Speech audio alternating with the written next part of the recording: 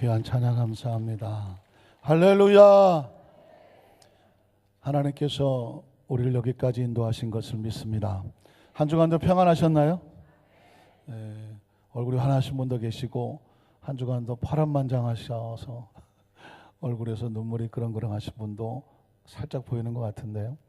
한 주간도 주님의 은혜로 우리를 여기까지 인도하신 것을 믿습니다. 이 주일을 성수한다고 말하죠. 거룩하게 지켜내는 거죠. 오늘 이 자리에 나 우리 모든 성도님들 하나님이 지키시고 이 자리에 있게 하신 것, 우리 하나님께 감사 박수 한번 하겠습니다. 하나님 감사합니다. 할렐루야. 하나님 감사합니다.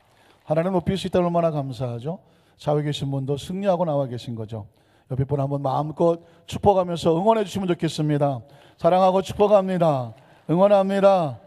잘 오셨습니다. 할렐루야. 또 축복하셔야죠. 누굴 축복할까요? 여러분 자신을. 참 잘했습니다. 우리 박수 한번 쳐주십시오.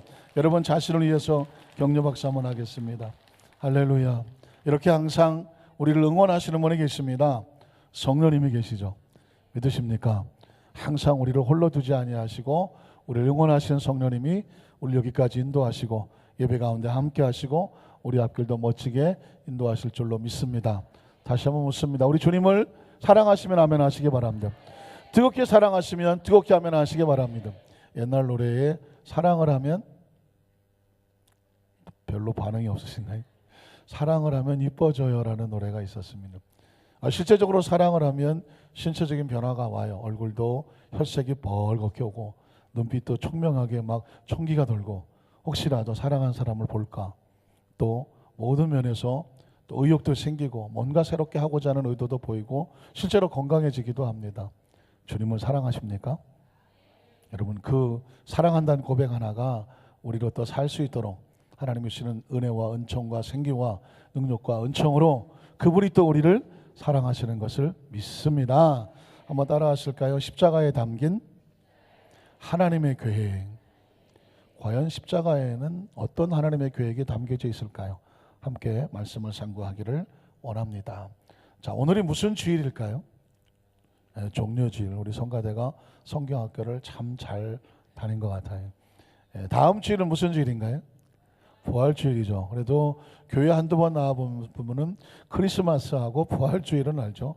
부활주일은 뭐를 준다? 계란을 준다 하면서 부활주일은 잊혀지지가 않도록 계란을 드립니다. 자, 부활주일을 앞두고 한 주 전의 예배를 종려주일이라고 합니다. 종려주일은 뭐냐면 종려나무에서 왔는데 예수님께서 예루살렘 성에 입성을 하실 때에 예루살렘 성 거민들이 종려나무, 승리를 상징하는, 환호를 상징하는 종려나무를 들고 와서 예수님을 막 환호했습니다. 환영했습니다. 그 발 앞에, 나귀 앞에 종려나무를 깔고 자신들의 겉옷을 깔면서 메시아여, 호산나, 다윗의 자손이요, 그러면서 예수님을 진하게 환영하고 환호하면서 맞아들였습니다. 왜냐하면 그들은 생각하기를 아마도 예수님께서 큰 능력을 가지고 로마를 무너뜨리고 예루살렘 이스라엘 백성을 독립시켜주면 예수님한테 좀 잘 보여서 한자리 하고 싶은 생각에 그랬을지도 모릅니다. 그런데 안타깝게도 예수님은 예루살렘 성에 입성을 하셔서 뭘 거대한 역사를 하신 것이 아니라 가장 초라하게 멸시와 천대와 그 고난을 지시면서 그 골고다 언덕, 그 십자가상까지 올라가셨습니다. 그래서 다음 주간을 무슨 주간이라고 말하나요? 고난 주간이라고 하는 것입니다. 예수님께서 그 고난의 십자가 골고다 언덕까지 올라가는 그 여정 속에 당한 수치와 모멸과 아픔에 그 한 주간을 지내시고 마침내 금요일 날 골고다 갈보리 여산에서 십자가에 매달리시고 6시간 동안 매달리시고 운명을 하시는 장면. 그래서 금요일을 성금요일이라고 합니다. 우리가 금요 차례로 모일 때 의미가 있어요. 금요일 날 따로 시간이 남아서 모이는 것이 아니라 예수님이 십자가에 달려서 운명하신 성금요일에 우리가 그 밤에 함께 모여서 예수님 그 눈물의 십자가 의미를 생각하면서 기도하는 밤이 바로 성금요일이거든요. 그 기도, 그 철야 예배에 그 기도에 함께 동참하는 사람은 무엇을 기대하냐면 사흘 후에 예수님께서 부활하시거든요. 부활의 생명을 기대하는 사람은 금요 철야 예배에 나와서 함께 기도줄을 붙잡는 것이고, 예수님은 마침내 약속대로 3일 만에 부활하셨습니다. 그래서 다음 주일을 무산주일이라고 한다. 부활주일이라고 하는 것이죠. 그러니까 기독교 역사 속에서 예수님의 가장 중요한 사역이 오늘부터 시작을 해서 한 주간 동안 예수님의 고난당하고 수치당하신 것과 그의 십자가의 운명, 그리고 죽음, 그리고 부활이 그 성경 속에 아주 중요한 부분을 차지하고 있는 것입니다. 여러분, 그렇다고 한다면 예수님이 달리신 십자가, 왜 십자가일까요? 십자가에 대한 세 가지 질문을 한번 드리고 싶은데, 첫 번째 질문은 뭐냐면, 십자가는 원래 기독교를 상징하는 그런 상징물이었을까요? 왜냐하면 오늘날 크리스찬들이 웬만하면 십자가 목걸이 별로 안 달고 있는 분이 없을 정도죠. 십자가 목걸이도 있고, 어떤 사람은 십자가 귀걸이도, 어떤 사람은 십자가 코걸이, 그건 좀 이상하더라고요. 옆에 쭉 내려와서 거의 뭐 코걸이, 뭐 자기 개인 개성이겠지만 어쨌든 십자가를 답니다. 어떤 사람은 옷에, 또 어떤 사람은 또 어떤 뭐 장식용으로 십자가가 보여지기도 합니다. 집집마다 또 십자가를 집에 거실에 걸어놓기도 합니다. 물론 우리 교회도 뒤에 거대한 십자가가 걸려져 있습니다. 그 십자가를 바라보면 모두 다 기독교를 상징하고 크리스찬인 줄 압니다. 과연 십자가는 원래부터 기독교를 상징하는, 그리스도인을 상징하는 그런 상징물이었을까요? 아닙니다. 눈치채셨겠지만 십자가는 원래 이스라엘과는 전혀 상관이 없는 저 로마의 정치범들을 처형하던 사형틀이었습니다. 로마 정부에 대항하는 그 정치범들을 잡아다가 십자가에 매달아서 처형하던 처형틀, 사형틀이었단 말입니다. 그럼 두 번째 질문, 왜 예수님이 로마의 정부에 대항한 것도 아닌데 유대인으로서 그 로마의 사형틀에 매달려서 사형을 당하셨을까 하는 질문이 나오게 되죠. 왜 예수님이 십자가에서 처형을 당하셨을까? 그것은 바로 유대 지도자들의 모략과 모함, 참소 때문에 그렇습니다. 로마라는 나라는 원래 세계 최강의 나라를 꿈꾸기 때문에 로마는 두 가지 정책이 있었는데 모든 종교를 다 포함했습니다. 왜? 종교는 많을수록 좋다, 로마 사람들은. 그리고 모든 신들을 다 인정을 했습니다. 그래서 뭐 누구든지 신을 섬기면 다 와라. 로마는 그 신들을 다 받아준다고 말했습니다. 로마 광장에 갔더니 바울이 보니까 하다 어떤 신까지 있냐면 이름을 알지 못하는 신까지 있었습니다. 신은 신인데 이름을 몰라. 그래도 괜찮아, 이름 모르면 어때, 갖다 신이면 붙여놔라. 그래서 그 동상이 있는 것을 발견합니다. 그 정도로 로마는 종교에 대해서는 열려 있었고 모든 신을 받아들이는 다신론주의였습니다. 그러니 예수님께서 하나님의 말씀을 전하고 복음을 전한다고 해서 로마의 법에 저촉될 게 하나도 없었습니다.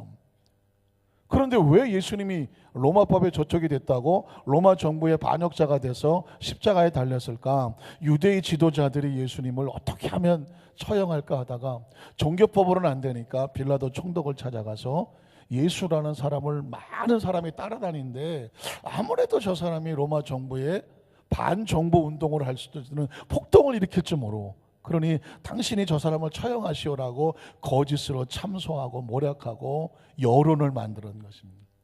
여러분 아마 성경 기억을 더듬어 보면 그래서 빌라도라고 하는 사람이 예수님을 신문하지 않습니까? 신문하고 난 다음에 뭐라고 말하죠? 나는 이 사람에게서 아무런 죄를 발견할 수가 없다. 이 사람은 무죄하다. 그렇게 판단을 내렸습니다. 그랬더니 유대 지도자들이 뭐라고 말하냐면 당신이 만약 이 나사렛 예수를 풀어다 주면 우린 로마의 황제에게 고소하겠어. 폭동을 일어날지 모르는 이 사람을 총독이 풀어줬다고 황제에게다가 진정서를 내겠다는 것입니다. 그랬더니 빌라도가 골치가 아파서 결국 뭐라고 말합니까? 알았다. 당신들이 원하는 대로 사형 선고를 할 테니까 이 사람의 피에 대해서는 당신들이 핏값을 치러라. 나는 무죄하다. 손을 씻어버린 장면이 나오게 됩니다. 결국 예수님은 억울하게 모함을 당하고 사람들의 여론에 참소를 당해서 정치범이 돼서 로마의 십자가에 처형을 당하고 만 것입니다. 그러면 세 번째 질문이 나오죠. 과연 예수님은 자신이 이렇게 억울하게 모함을 당하고 로마의 처형틀인 십자가에 달려서 돌아가셨을 것을 미리 아셨을까요? 이게 중요합니다. 알고 당하면 계획이 있는 것이고요. 알지 못하고 당하면 억울하게 개죽음을 당하는 것이거든요. 과연 예수님께서 자신이 이런 죽음을 당할 것을 알고 계셨느냐는 굉장히 중요합니다. 왜냐하면 하나님의 계획 속에 있느냐 없느냐를 알 수 있기 때문에 그렇죠. 오늘 성경 본문에 보면 바로 그 이야기를 하고 있습니다. 마태복음 16장 21절에 보니까 이때로부터 예수 그리스도께서 자기가 예루살렘에 올라가 장로들과 대제사장들과 서기관들에게 많은 고난을 받을 것을 알았고 결국은 죽임을 당할 것까지도 아셨고 제3일에 다시 부활하셔서 살아날 것을 아셨기 때문에 제자들에게 비로소 그 이야기를 하시기 시작했다는 것입니다. 앞으로 이런 일이 벌어질 거다 미리 알고 계셨고 이것은 하나님의 계획 속에서 움직이는 거다라고 말했습니다. 그랬더니 그 다음 절 22절에 보니까 베드로가 성질이 급하고 다혈질인 눈알이 왕방울만한 이 베드로가 그 얘기를 듣고 어떤 반응을 보냈겠습니까? 예수를 붙들고 항변하여라고 말했습니다. 우리가 한국말로 말하니까 붙들고 항변, 그냥 뭔가 자기 의견을 말한 것처럼 말하죠. 그리고 그 다음 말도 보면 굉장히 정중하게 보여요. 주여 그리 마옵소서, 이 일이 결코 주께 미치지 아니할 겁니다. 굉장히 정중해 보이죠. 그러나 원어 성경에 보면 베드로가 예수님의 멱살을 붙잡았다고 나옵니다. 멱살을 붙잡고 흔들어대는 것입니다. 이럴 수가 있습니까? 우리가 당신을 어떻게 따랐는데 그 어부하던 거 배 다 내려놓고 금을 다 내려놓고 가족들 다 내려놓고 오직 당신을 따라다니면서 마침내 당신이 로마의 군인들을 쫓아내고 이스라엘 독립하면 좌우에 한 자리 하려고 쫓아다녔는데 당신이 그렇게 힘없이 죽어버리면 우린 뭐가 됩니까? 예수님을 따라다니던 제자들이 하나님의 나라에 대한 기억이 없었어요. 기대가 없었어요. 어떻게든지 예수님이 놀라운 기적을 행하시니까 그 예수님 따라다니면 뭔가라도 한 자리 하지 않겠나, 이 정도 수준밖에 되지 않았다는 것입니다. 그러니 예수님께서 고난당하고 죽으시겠다고 말하니까 베드로가 난리가 찼죠. 예수님의 목살을 붙잡고 그냥 흔들어댔다는 겁니다. 그 정도로 절박하고 절실한 심정을 가지고 예수님을 가로막았다는 것입니다. 근데 여기서 그 다음 절에 보면 예수님께서 이런 얘기를 합니다. 예수께서 돌이키시며 베드로에게 이르시되 사탄아. 사탄은 뭐냐? 하나님의 일을 방해하는 것은 사탄이거든요. 그러니까 예수님께서는 베드로를 향해서 그 배 위에 있는 사탄아 내 뒤로 물러가라. 너는 나를 넘어지게 하는 자로다. 베드로는 예수님에게 죽지 말라고 말했는데 예수님 말씀하시기를 그렇게 말하는 네가 나를 넘어지게 하는 자다. 이유는 뭐냐면 그 다음 절에 나옵니다. 내가 하나님의 일을 생각하지 아니하고. 한번 따라하실까요? 하나님의 일. 지금 예수님께서 십자가에 달려서 죽으시고 장사한 지 사흘 만에 부활하는 것은 사람의 생각입니까? 하나님의 생각입니까? 사람의 계획입니까? 하나님의 계획입니까? 사람의 일입니까? 하나님의 일입니까? 하나님의 일이라는 것입니다. 예수님은 하나님의 일이기 때문에 그 길을 간다는 것입니다. 우리는 내가 좋으냐 싫으냐로 판단을 하고요, 이게 나한테 이익이 되냐 안 되느냐 이걸로 판단하려고 하잖아요. 그러나 크리스천은 어떻게 판단하느냐? 하나님의 일이냐 사람의 일이냐. 한번 따라 하실까요? 하나님의 일이냐 사람의 일이냐요. 사람의 일이라면 아무리 좋아 보이도 결국은 망할 것이고, 하나님의 일은 아무리 죽는 것 같으나 마침내 살아날 것이고. 믿으십니까? 그러니까 예수님은 사람의 일을 하겠습니까? 하나님의 일을 하겠습니까? 하나님의 일을 가겠다는 것입니다. 그런데 당장 베드로는 하나님의 일을 생각하지 아니하고 사람의 일을 하며 하지 말라고 말했습니다. 여기서 굉장히 중요한 것은 예수님은 이 하나님의 계획과 생각을 알고 계셨다는 것입니다. 그 십자가는 무의미하게 힘이 없어서 개죽음을 당한 억울한 죽음이 아니라 하나님의 정확한 계획 속에서 행해지고 있는 하나님의 일이었다는 것입니다. 자, 그 다음 절에 보면, 그래서 24절로 20절을 보면 이에 예수께서 제자들에게 이르시되 누구든지 나를 따라오려거든. 자, 이제는 저와 여러분을 향한 예수님의 제자도를 말하죠. 자기를 부인하고, 자, 내 생각이 아닌, 내 일이 아닌, 내 계획이 아닌 하나님의 생각, 하나님의 일, 그리고 하나님의 계획을 따라서 자기 십자가를 따르고 나를 따르라고 말해요. 나를 따른다는 얘기는 하나님의 계획, 하나님의 생각, 하나님의 일을 따르라는 것입니다. 그 다음 절에 보면 그래서 누구든지 자기 목숨을 구원하고자 하면 잃을 것이요. 내 생각에 이렇게 하면 내가 살 것 같은데 그렇게 하면 잃을 것이요. 누구든지 예수 그리스도를 위하여 자기 목숨을 잃지만 하나님의 일을 선택하면 죽지 않고 뭐하게 되리라? 찾을 수 있게 되리라. 그 다음 절에 보면 사람이 만일 온 천하를 얻고도 자기 목숨을 잃으면, 온 천하를 얻기 위해서 자기 방법을 다 동원해도 그러나 결국 자기 목숨을 잃으면 무엇이 유익하리요? 오늘 신문에 보니까, 어제 신문이죠, 정확하게 말하면 신문을 오늘 봤으니까요. 어제 신문을 오늘 봤는데 사진이 하나 이렇게 나오는데 MB 전 이명박 대통령이 구속되어집니다. 그런데 거기에 마지막 이런 말이 있더라고요. 나한테 이런 날이 올 줄은 생각을 못했다. 이런 날이 올 줄은 그런 거예요. 그분이 재산이 없습니까? 명예가 없습니까? 대통령까지 하시니까 권력이 없습니까? 이 세상에서 그분만큼 많은 것을 소유하고 있는 사람은 별로 안 될 것입니다. 그런데 그런 날이 올 줄은 몰랐다는 것입니다. 어마어마한 것을 소유했지만 장작 자신의 몸이 감옥에 들어가니 그 가지고 있는 소유가 아무 소용이 없잖아요. 아무 소용이 없는 거죠.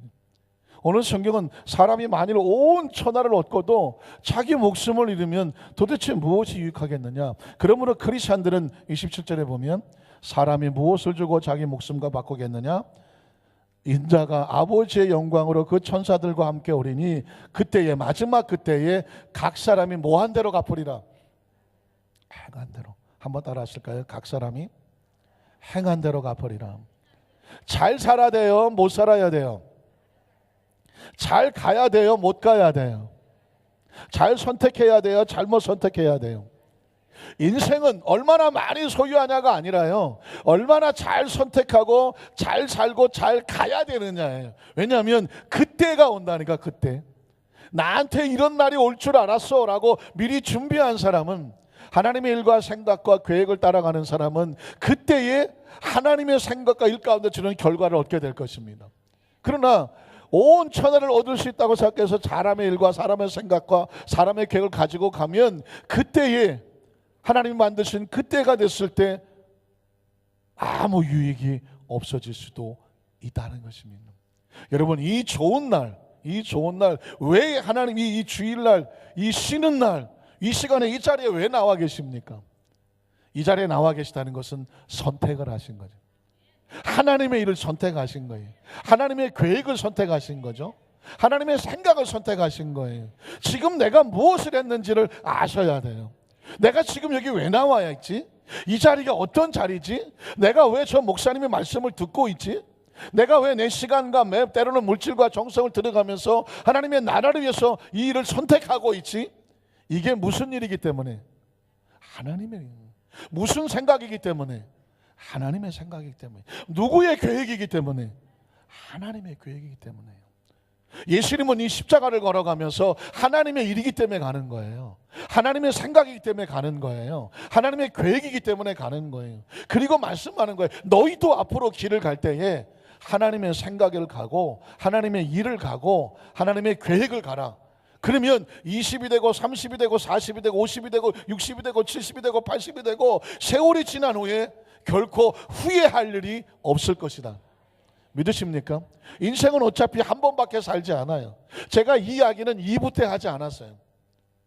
오늘 이 자리에 하나님께서 제 마음에 강하게 주시는 말씀은 뭐냐면, 예수님이 십자가의 길을 가는 이유가 하나님의 일이기 때문에 간 거다.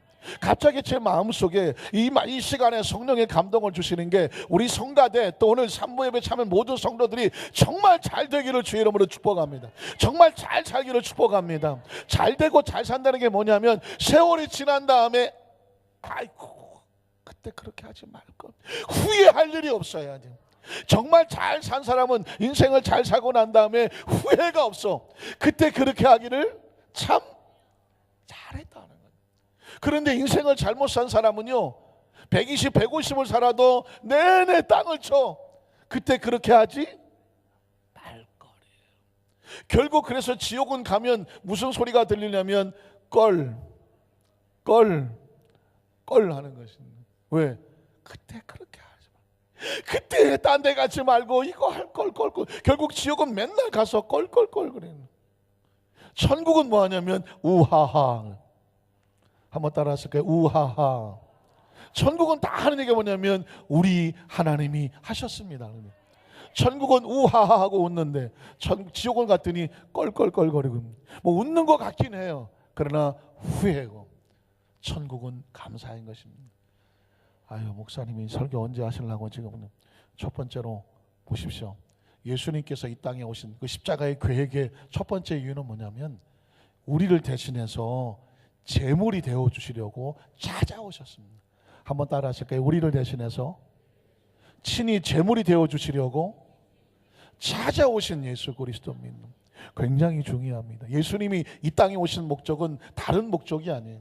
저와 여러분을 대신해서 제물의 사형틀에 올라가는 제물이 되어 주시려고 오셨다는 것입니다. 출애굽기 12장 21절로 24절에 보면 모세가 이스라엘 모든 장로를 불러서 그들에게 이르되 너희는 나가서 너희 가족대로 어린 양을 택하여, 자, 어린 양의 밑줄을 그셔야 돼요. 이스라엘 백성이 애굽에서 나올 때 그냥 나오지 않았습니다. 어린 양을 택하여 유월절 양으로 어떻게 했다? 잡았다고 말했습니다.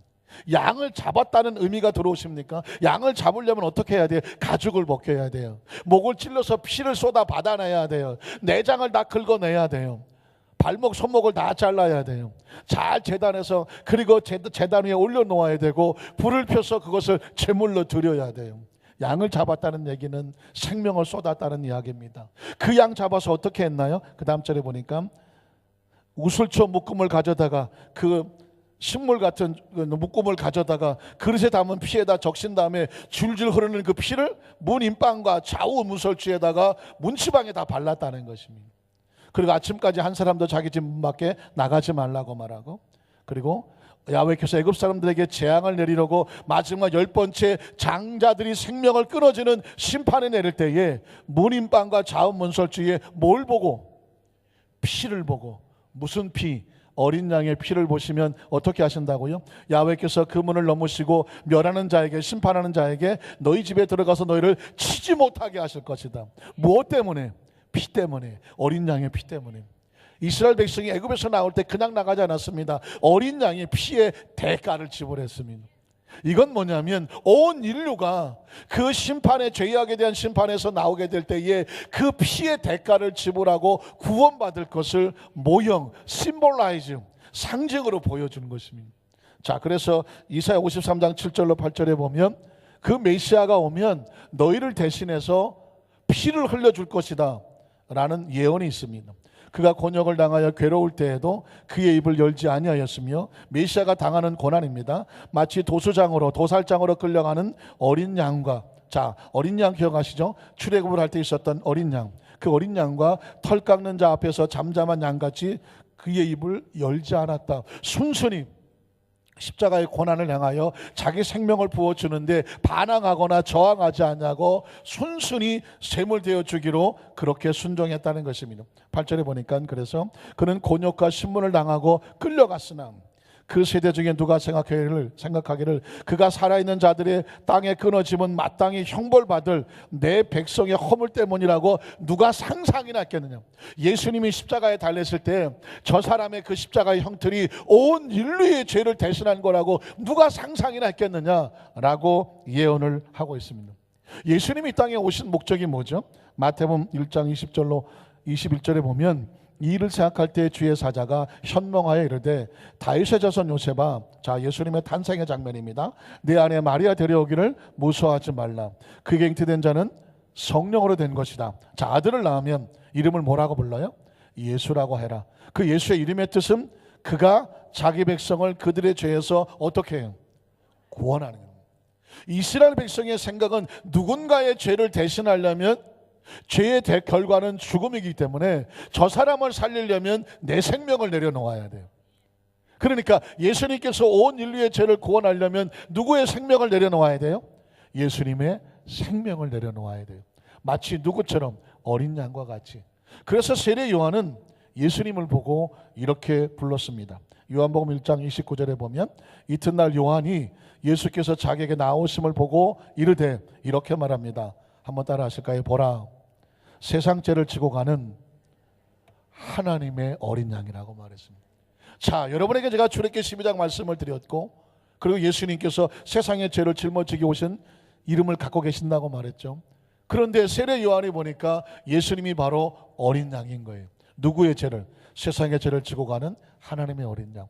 또 세례 요한은 두 번째 말합니다. 35절 36절에도 또 이튿날 요한이 자기 제자 중 두 사람과 함께 섰다가 예수께서 건의심을 보고 말하되, 예수님은 처음 보는 건데요, 보라 하나님의 어린 양이로다. 자, 우리는 어린 양이 어떤 뜻인지 알죠? 제물이 되어준다는 것이죠. 그 어린 양이 피를 흘려야 우리가 애굽에서 나올 수 있는 것처럼 예수님께서 저와 여러분을 대신하여 피를 흘려주는 제물이 되어야 돼야 우리의 죄의 대가에서 나오신다는 것입니다. 이렇게 말씀을 알고 나면 요한복음 3장 13절에 보면, 저는 지금 예수님이 제물로 오시고 있다는 사실을 누군가의 입술을 빌리지 아니하고 성경에 기록한 대로 제가 해석하지 아니하고 제가 그럴 것이라 추측하지 아니하고 성경에 있는 대로 제가 여러분에게 말씀을 나열하고 있습니다. 이유는 뭐냐? 성경에 기록된 대로 예수님은 제물이 되시는 정확한 수순을 밟는 거죠. 자, 하늘에서 내려온 자, 하늘에서 왜 내려왔을까요? 그 인자 외에는 하늘에 올라간 자가 없다. 예수님이 왜 하늘에서 내려오셨을까? 그 다음 절에 보면, 모세가 광야에서 뱀을 든 것 같이 인자도 뭐 하려고 왔다? 들려야 된다는, 들린다는 것은 바로 십자가에 달리실 것을 말씀합니다. 광야에 뱀을 들어서 그 불뱀에 물린 자를 살렸던 것처럼 예수님도 십자가에 달려서 그 백성을 살리기 위해서 이 땅에 하늘에서 오셨다는 것입니다. 그래서 15절에 보면, 이는 그를 믿는 자마다, 십자가에 달린 예수를 믿는 자마다 무엇을 얻어요? 영생을 얻게 하려 하심이라. 그리고 나서 저 유명한 16절에 이 말씀이 나오는 거죠. 하나님이 세상을 이처럼 사랑하사 독생자를 주셨으니 이는 그를 믿는 자마다 뭐하지 아니하고 멸망하지 아니하고 영생을 얻게 하려 하심이라. 예수님이 제물 되어 주심으로 말미암아 그를 믿는 자마다 영생을 얻는 거죠. 드디어 마가복음 10장 45절에 보면 예수님 자신이 내가 왜 왔는지를 말씀합니다. 인자가 온 것은 섬김을, 많은 사람에게 왕으로 추앙받으러 온 것이 아니라 어떻게 하고 도리어 섬기려 왔어.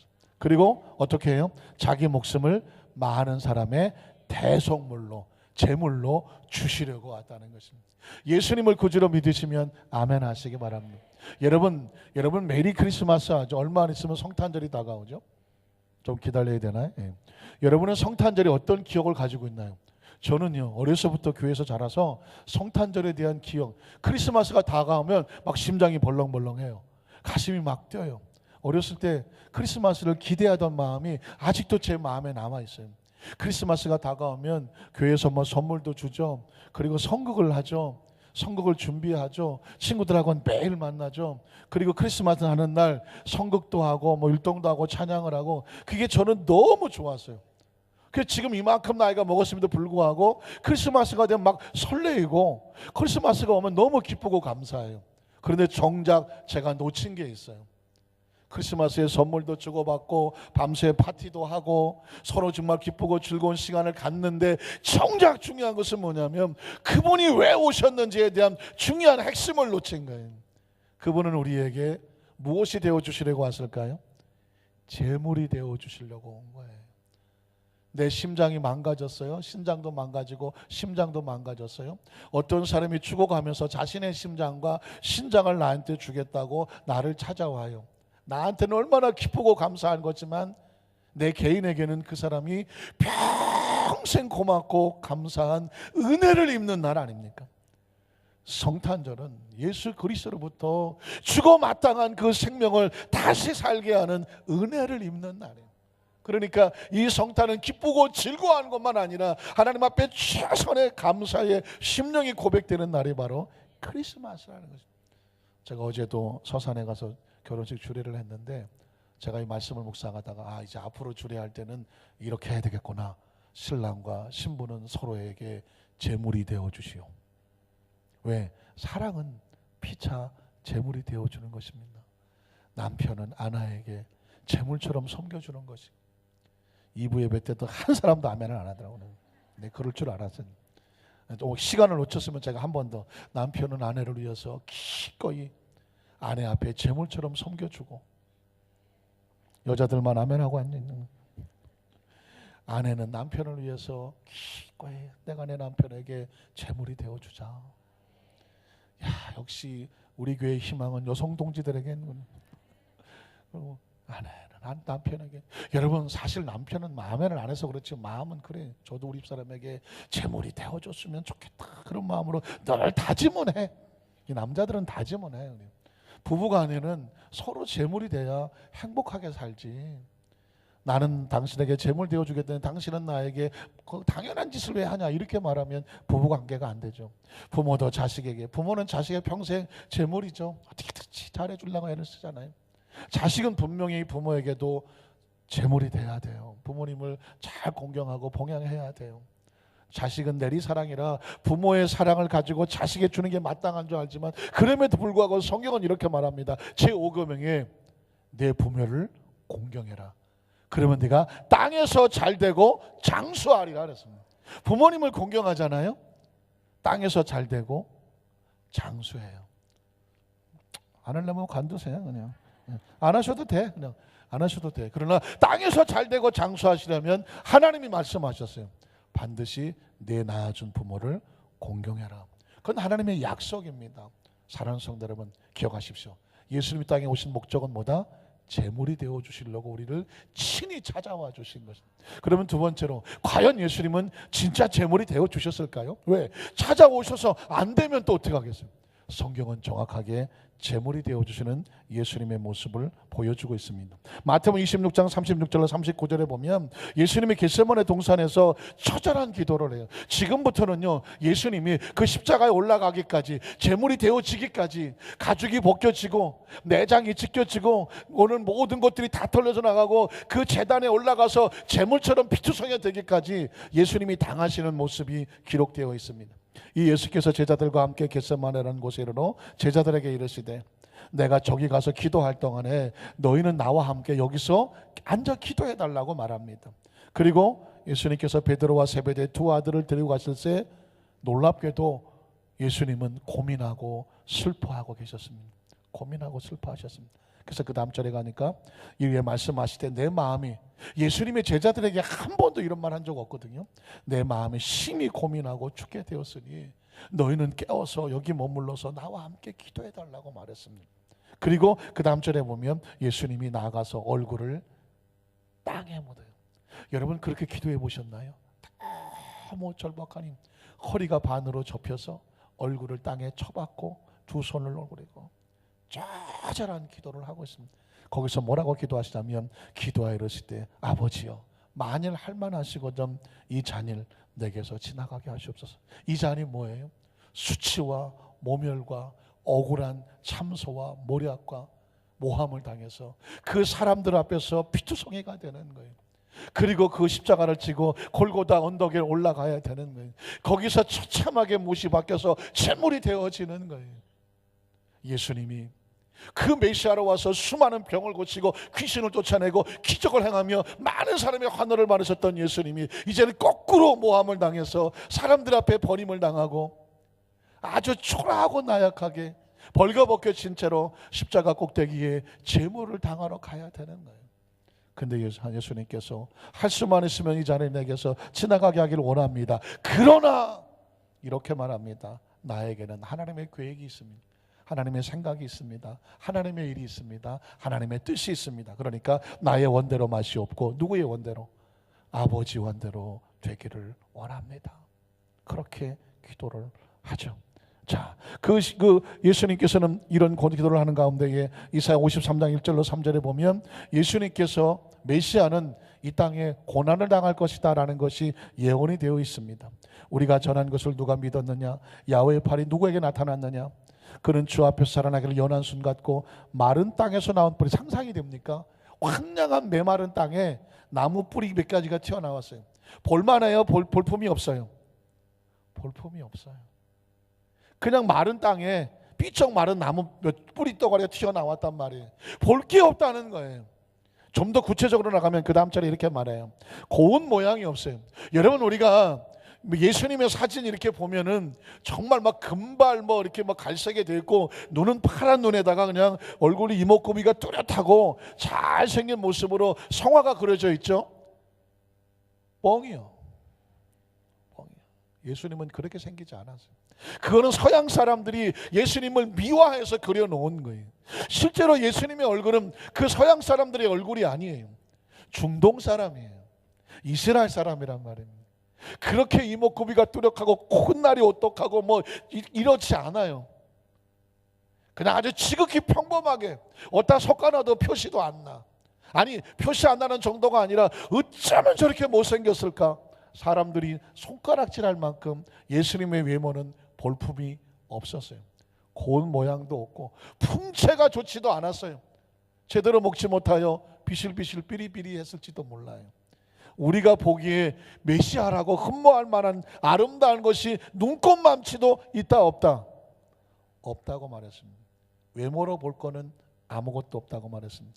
그 다음 절에 보면은 그는 사람들에게 멸시를 받아 생긴 것도 초라하고 볼품도 없고 등치도 없고 풍채도 없고 내세울 것도 없으니 사람들이 섞어놓으니까 다 뭐야 이 사람, 당신 뭐야? 툭툭 쳐버리면 이리 넘어가고 저리 넘어갈 수밖에 없는 그런 멸시를 받았고, 사람들 누구 하나 따라서 예수님 그 메시아를 안아주지 않았어요. 버림을 받았으며 그는 지독히 가난하여 고통을 겪었으며 온몸이 피투성이 되고 질병의 아픔을 아시는 분이라고 말했습니다. 여러분, 메시아는 이렇게 왔어요. 절대로 미화되거나 화려하게 꾸며져서는 안 되는 거예요. 예수님은 그렇게 피투성이가 됐습니다. 마태복음 26장 55절로 56절에 보면 예수님이 잡히시던 날, 그때 예수께서 무리에게 말씀하시되 너희가 강도를 잡는 것 같이 칼과 뭉치를 가지고 와서 나를 잡으러 왔느냐? 내가 날마다 성전에 앉아서 가르쳤을 때 너희가 나를 잡지 아니하였도다. 그러나 이렇게 되는 것은 다 선자들의 글을 하나님의 뜻과 생각과 계획이 이루려 함이로다 하시더라. 이에 제자들이 그 상황에서 예수를 버리고 도망가는데 12명 중에서 몇 명이 도망갔나요? 다 한 놈도 빼놓지 않고 다 도망갔어요. 제자들은 그렇게 나약한 존재였어요. 예수님이 잡혀가니까 12명 중에 한 놈도 예수 앞에서 나를 잡아가라고 남아선 사람이 없었어요. 배반당하고 초라하게 배신을 당합니다. 예수님의 모습은 이렇게 처참하게 홀로 끌려갔습니다. 64절로 68절에 보면 사형 선고를 받습니다. 예수께서 이르시되 내가 말하였느니라. 그러나 내가 너에게 이르노니 이후에 인자가 권능의 우편에 앉아있는 것과 하늘의 구름을 타고 오는 것을 너희가 보리라 하시니, 이에 대제사장이 자기 옷을 찢으며 이르되 그가 신성모독 하나님을 모독하는 말을 하였으니 어찌 더 증인을 요구하리요? 보라, 너희가 지금 이 신성모독한 말을 들었도다. 너희 생각은 어떠하냐? 대답하여 이르되 그 종려 주일날 종려나무를 즐거서 메시아 호산나를 외치던 사람들이 이렇게 외칩니다. 그는 사형에 해당합니다. 사람들이 군중이 돌변합니다. 그 예수를 십자가에 못 박으시오 사형을 선고합니다. 그 다음 절에 보니까 그리고 말합니다. 이에 예수의 얼굴에 침을 뱉습니다. 여러분, 사람이 얼굴에다 침을 뱉는 것만큼 모욕적인 것이 있나요? 예수님의 얼굴에 침을 뱉습니다. 그리고 주먹으로 얼굴을 쳤는지 몸을 쳤는지 얼굴을 주먹으로 쳤습니다. 어떤 사람은 손바닥으로 얼굴을 쳤습니다. 가장 모욕하고 가장 처참하게 멸시하는 방법입니다. 손바닥으로 치고 주먹으로 쳤습니다. 뒤집어 말하면 예수님은 그 제물이 우리를 대신해 제물이 되어주기 위해서 바로 이 고통을 스스로 겪으며 그 자리를 가고 있는 것입니다. 그 다음 절에 보니까 이르되 그리스도야 우리에게 선지자 노릇을 하나 너를 친 자가 누구냐? 라고 조롱하고 희롱을 하는 것입니다. 아마 이것도 견딜만 할지 모르겠어요. 그러나 73절로 75절에 보면 가장 믿었던 베드로에게 부인과 배반을 당합니다. 조금 후에 곁에 섰던 사람들이 나와 베드로에게 이르되 너도 진실로 그 예수를 따르는 도당이라. 내 말소리가 갈릴리 그 말씨가 너를 표명한다고는. 베드로가 저주합니다. 누굴 저주했을까요? 예수님을 저주하죠. 예수를 저주하고 맹세합니다. 어디에 맹세했을까요? 하늘에 맹세했겠죠. 이르되 나는 저 사람을 알지 못한다. 그리고 나서 곧 닭이 울었습니다. 그 다음 절에 보니까 이에 베드로가 예수의 말씀에 닭 울기 전에, 예수님은 이걸 계획하고 알고 계셨죠. 미 사전에 알고 계시는 거예요. 닭 울기 전에 내가 3번 나를 부인하려 하시며 생각나서 베드로는 밖에 나가서 심히 통곡하고 왔습니다. 이젠 믿었던 베드로조차도 예수님을 떠나고 도망을 치고 말았습니다. 철저하게 홀로 남은 예수님 조롱당하고 끌려가십니다. 27절로 31절에 보니까 마태복음 21장 이에 총독의 군병들이 예수를 데리고 관정 안에 들어가서 온 군대를 그에게로 모으고 그의 옷을 벗깁니다. 옷을 벗긴 이유는 빨간 옷을 입히는 것입니다. 그 빨간 옷을 홍포라고 말하는데 그것은 조롱하기 위해서 입히는 것입니다. 그 다음 절에 보니까 가시관을 엮어서 적어도 이 어른 손가락 하나 되는 이 엄청난 가시가 달린 그 가시관을 발로 엮어서 그 머리에 씌울 때 실제적인 장면은 손으로 안 들어가니까 눕혀놓고 머리에 얹혀놓고 발로 군화로 밟았다고 되어 있습니다. 그 머리에 씌우고 갈대를 오른손에 마치 왕처럼 훌과 같이 갈대를 오른손에 들리고 그리고 그 앞에 무릎을 꿇고 희롱하는 것입니다. 희롱하여 이르되 유대인의 왕이여 평안할지어다. 하다 예수님을 그렇게 꾸며놓고 앉혀놓고 유대인의 왕이여라고 희롱을 합니다.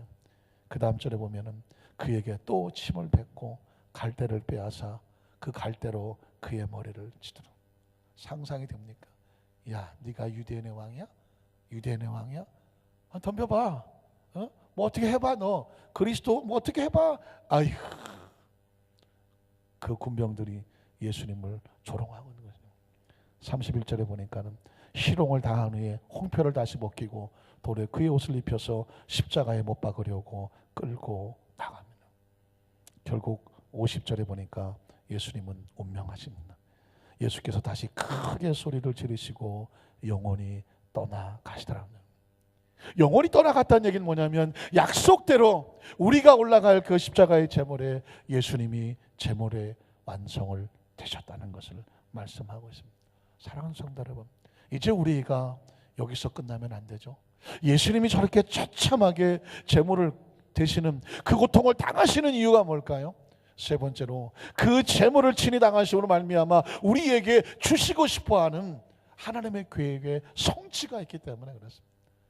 예수님이 제물 당한 건 무의미하게 당한 것이 아닙니다. 그 제물을 당하심으로 우리에게 주시고 싶어하는, 완성시키고 싶어하는 하나님의 계획이 있었다는 것입니다. 이사야 53장 10절에 보면 이 말씀이 너무 귀한 것은 뭐냐면 야훼께서 그에게 상함을 받게 하시기를 원하셨다는 거예요. 자, 억울하게 맞아 죽은 게 아니래요. 하나님은 계획이 있어서 예수님을 십자가에 올려놓으셨는데 하나님의 계획이 그랬습니다. 상함을 받게 하시기를 원하셨고 질병의 고통을 당하게 하시기를 원하셨어요. 이유는 뭐냐? 그의 영혼을 뭘로 드리려고요? 속건 제물로 드리기 위해서. 그 후에 열매를 맺게 되면 어떤 일이 벌어지게 되냐면 그 다음 절을 볼까요? 그의 날은 영구하게 될 것이고 그의 손으로 야훼께서 기뻐하시는 뜻을 뭐하게 될 거다? 성취하게 됩니다. 예수님의 제물 되시는 것은 하나님의 뜻을 성취하게 한 것인데 이제 우리가 궁금한 건 뭐냐면 그럼 우리는 그 성취된 뜻을 어떻게 복을 받을 수가 있느냐? 이사야 53장 4절에 나오고 있는 것이죠. 그는 실로 우리의 질고를 지고 우리의 슬픔을 당하였거늘 우리는 생각하기를 그는 징벌을 받아서 하나님께 맞으며 고난을 당한다 하노라. 하나님의 계획은 이렇다고 말합니다. 그가 찔림은 누구의 허물 때문이고? 우리의 허물 때문이고. 그가 상함은 우리의 죄악 때문이고. 그가 징계를 받으면 우리는 평화를 누릴 수 있게 됐고 그가 채찍에 맞음으로 우리가 나음을 얻었다는 것입니다. 6절에 가보면 이렇게 말합니다. 우리는 다 양 같아서 그릇 행하여 각기 제 길로 갔거늘 야훼께서는 우리 모두의 죄악을 그에게 담당시키셨다. 이게 하나님의 계획인 것이죠. 예수님의 십자가를 바라보면서 이제 우리에게 어떤 용기가 생기냐면 예수님의 십자가에 제물 되어 주심으로 이제 우리는 더 이상 죄인이 아니라 예수님의 죄를 담당하셨으니 우리는 의인이 된 것입니다. 믿으십니까? 우리가 의인이 되었습니다. 우리는 더 이상 질병 가운데 고통당한 자가 아니라 그가 질고를 하심으로 그가 채찍에 맞음으로 우리가 나음을 입었다고. 이게 하나님의 계획입니다. 그가 저주를 받음으로 말미암아 우리가 축복을 받는다고 말하고 그가 징계를 받음으로 말미암아 우리가 평화를 얻었다고 말씀합니다. 믿으십니까? 그러니까 우리가 예수를 믿고 하나님의 자녀가 되고 그 은혜의 축복을 받을 수 있는 당당한 이유는 뭐냐면 예수님이 친히 우리를 대신해서 제물이 되어 주셨고 이건 우연한 사건이 아니라 하나님의 계획과 섭리라는 것입니다. 예수님을 구주로 믿으시면 아멘 하시기 바랍니다. 그래서 우리 예수 믿는 크리스찬 백성들은 늘 감사하고 고마고 귀하고 늘 하나님의 은혜에 감사하며 살고 피차 간에 서로 간에 격려하고 위로하고 베풀어주며 사는 것입니다. 여러분, 이 죄사함을 받는다는 것이 얼마나 큰 기쁨인지 아십니까? 혹시 여러분 경험해 보지 모르겠지만 아주 오래 전에 제가 경찰서에 이제 신호 위반으로 해갖고 벌칙금이 날라와갖고 그걸 가지고 이제 벌금을 내러 갔어요. 운전 초창기에 보면 이게 막 신호등 노란불인데도 막 건너갈 때도 있고, 또 좀 낯선 데 가서 신방하다 보면 쭈삣쭈삣하다 보면은 막 뭐 도로선이 막 넘어갈 때도 있고, 주차 잘못하면 막 딱지 찔 때도 있고, 그래서 막 벌점이 나오면 여러분 혹시 아시죠? 뭐 옛날에는 벌점이 많으면, 지금도 그런지 모르겠는데 한 2주 정도 면허를 정지시켜요. 그러니까 이거 벌점 많이 맞으면 신방할 때 차를 타야 되는데 이 면허 정지되면 큰일 나지 않습니까? 근데 제가 그 점수가 누적이 된 것 같아요. 그래갖고 이번에 가서 벌점 고쳐 갖다 내면 2주 동안 면허 정지인 거예요. 마음이 얼마나 무겁겠어요. 물론 오래전 사건입니다만은 경찰서를 찾아가서 벌칙 고직서하고 이제 벌금을 가지고 갔어요. 풀이 주고 갔죠. 벌칙금 내려왔습니다. 그랬더니 그 경찰서 그 담당 경찰이 저를 보고 이거 안 내셔도 됩니다 그러더라고. 깜짝 놀라고. 아니 이게 범칙금 날라왔는데요. 아 그거요. 이번에 거는 다 면제입니다. 왜요? 그랬더니 대통령 취임 기념으로. 대통령 취임 기념으로 그 당시에 이제껏 벌점 먹은 거 다 지워주고 요번에 딱지 띈 거 면제해 준다는 거예요. 그게 저는 죄값을 치우려고 들어갔는데 아니 그 안에 은혜를 숨겨 나갔고 그동안 제가 저지른 벌점을 다 지워주시고 이번에 저지른 벌침금도 면제해 주셔서 그냥 편안히 가십시오 하더라고. 경찰서에 이러고 들어갔다가요 나오면서 눈물을 흘리고 나왔다니까. 온 세상에 살다 보니까 벌점을 다 지워주고 벌칙금을 면제해 주네. 비록 짧고 오래된 사건이지만 전 그때 뭘 깨달았냐면 우리가 천국 가면 그럴까? 천국의 문을 들어가려고 하는데 우리가 저지른 죄가 너무 많아서 이거 어떻게 감당해야 돼요? 얼마나 범칙금 내야 돼요? 그러는데 예수님의 그 보혈로 지나간 죄를 다 지워주고 우리가 잘못 어리석어 지은 상태는 면제해 주시고 다시는 죄를 범하지 않도록 기회를 내어주시는, 그게 바로 대신 죄를 짊어져 주시는 예수님의 대속의 제물이라는 것입니다. 간절히 바라기는 오늘 저와 여러분이 이 말씀을 묵상하며 이 한 주간, 이 고난 주간에 그 십자가를 짊어진 예수님과 함께 새벽 예배에 함께 동참하시면 어떨까요? 그리스도의 고난에 동참하는. 혹시 여러 가지 상황이 힘들어서 도저히 참석이 못하실 분은요 그 자리에 있는 곳에서 같이 기도에 동참해 주시면 감사할 것 같아요. 그리고 금요일 금요철 예배를 기억하시고요. 다음 주일은 부활주일이에요. 여러분의 생애 속에서 꼭 한 주간만큼은 오후를 비워놓으시고 와스타디움에서 안산이 기도하기 시작했거든요. 안산에 있는 모든 900여 교회가 함께 모여서 기도하려고 합니다. 우리 안산교회 성도들은 기도 용사들이니까 꼭 시간을 내서 참석하셔서 그 우리의 기도의 함성이 하늘에 닿는 역사가 있기를 주의 이름으로 축복합니다. 기도하겠습니다. 전능하신 하나님 아버지 감사합니다.